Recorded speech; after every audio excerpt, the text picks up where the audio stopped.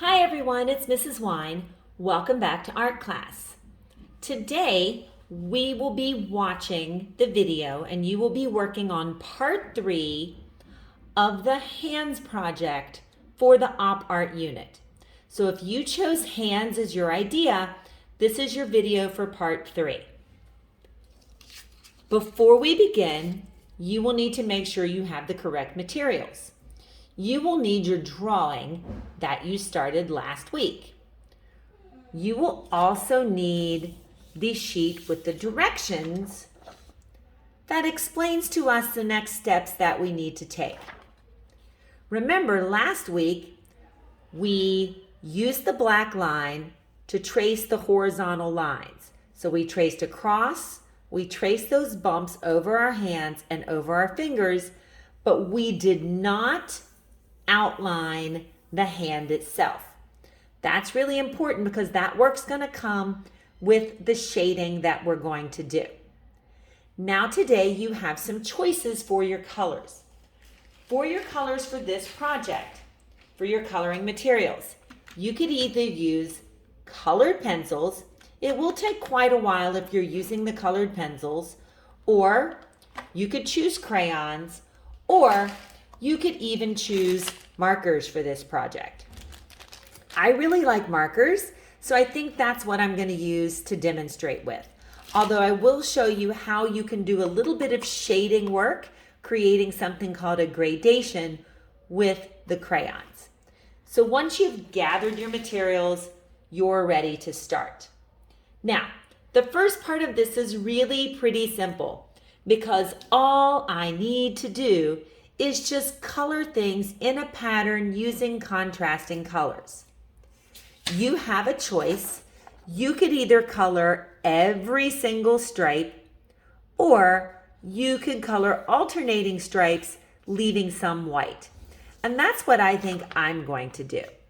So I'm going to start with the red. I'm actually going to turn it upside down, a little easier for me to color. And I'm going to remember that when I color with marker, really all I want to do is I'm going to go right along the edge.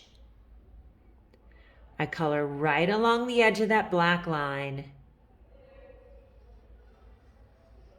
And then all I have to do to color is I'm just going to continue drawing straight lines using those markers.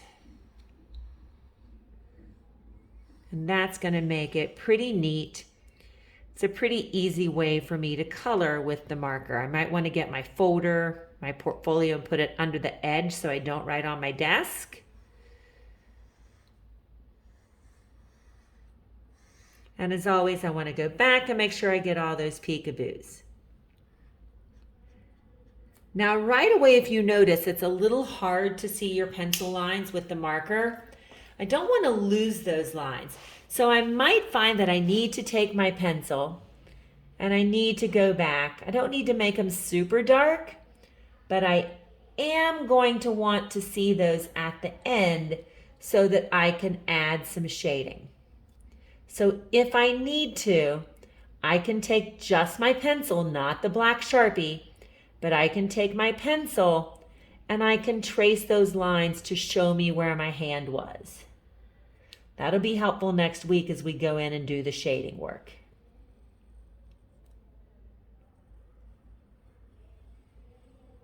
So I'd outline my whole hand, making it just a little darker. Now, my pattern is going to alternate, so I'm going to leave the white stripes. So I'm going to do red, leave one white, and then green. I chose red and green because they are complementary colors. You could certainly use any choice of contrasting colors, a dark and a light, or you could use other complementary pairs like orange and blue or yellow and violet. So if it's red, white, the next stripe is going to be green. And I'm just going to do that the same way. I'm going to outline, so I'm going to go right along the black line first.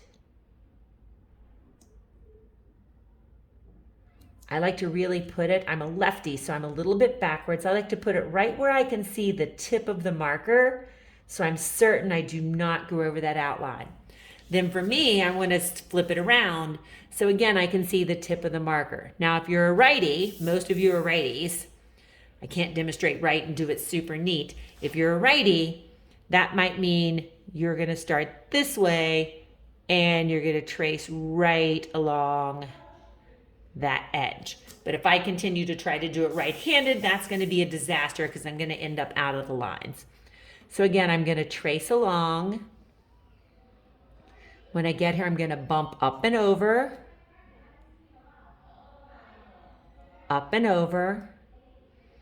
and I want to just keep going. And now all I have to do is I have to fill that space in. So again, I can turn that marker a little bit on its side.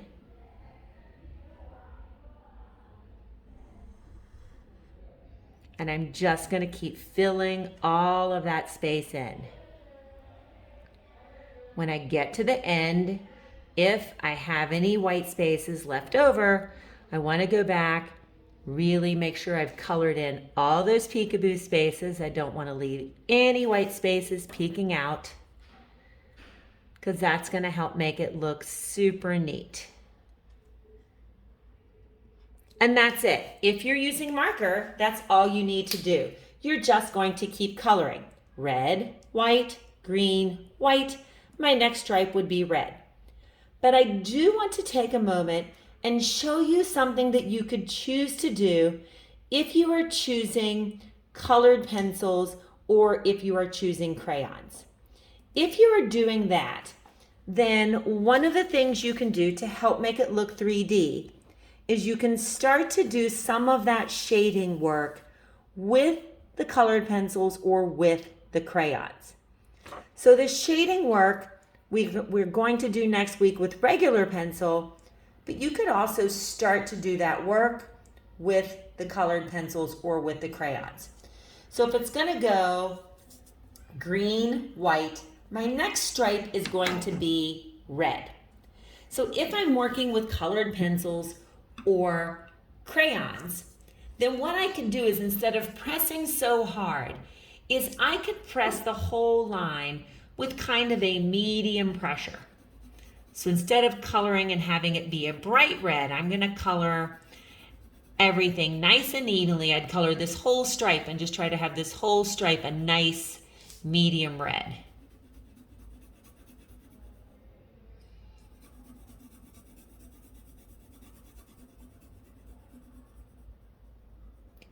And then what I would do when I get to the hand is here I would try to do a little bit of shading. So I might press a little harder.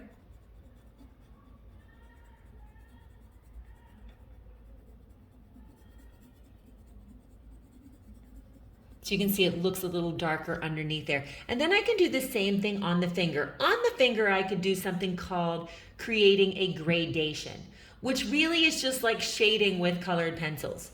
So again, I want to start on the edge of that finger, and I'm going to shade pretty dark on the edge. It's like creating a tiny little shading scale with a colored pencil on here. Same thing here, I'm going to shade darker, and I'm going to get a little lighter, a little lighter, a little lighter. But creating a gradation actually means I'm kind of shading with two different colors. So I could come in with a pink, which is a lighter red, and I could add that lighter color with the pink. And then I can also use the pink to come in and help create that shadow.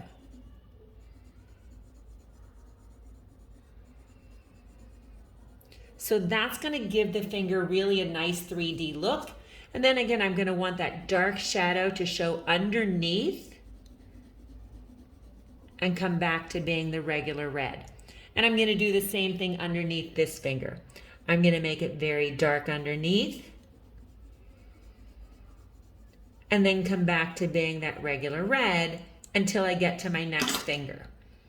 So the gradation is just a fancy way of shading with both a regular color and shading with the lighter color and blending and mixing those two together. And that's really going to help make it look 3D. Then I can continue. The next one will be white, and then the next one will be green. I can do the same thing with the shading with crayon. I can take the crayon and do the shading. Now remember, you shouldn't be using all three. You're just choosing one. I'm just showing you some different options. And I could color dark, make it softer. I'm going to color dark, make it softer.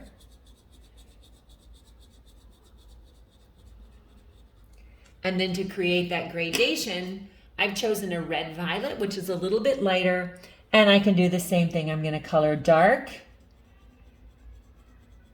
get lighter, color dark, get lighter. So I'm creating that little value scale on top of my finger. And then the same thing, it has to be dark on either side of that.